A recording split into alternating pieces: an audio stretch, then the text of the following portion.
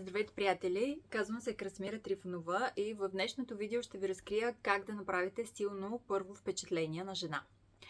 Първото нещо, което е много важно, е, че силно впечатление на жена може да направите, когато използвате вашата интонация и силата на вашия глас. Тоест няма толкова голямо значение точно какво ще кажете, а начинът, по който ще го кажете и как ще използвате гласа си и вашата интонация.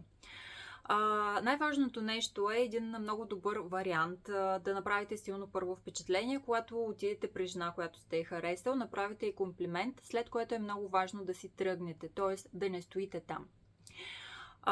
Тук вече, когато правите самият комплимент, ще ви дам пример как да го направите, използвайки интонацията си, така че да направите това хубаво впечатление.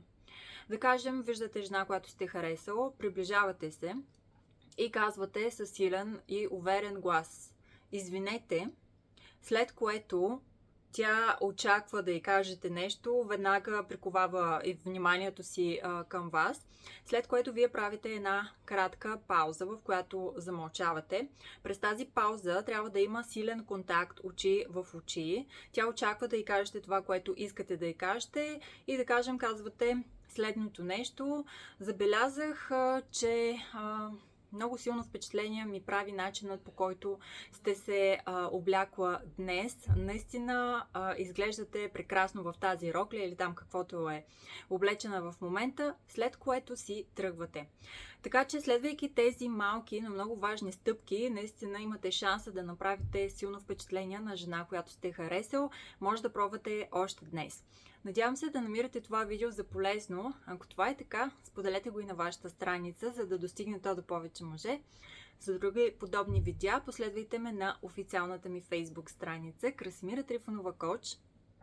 Там на месенджер може да си запазите и час за индивидуална онлайн консултация с мен.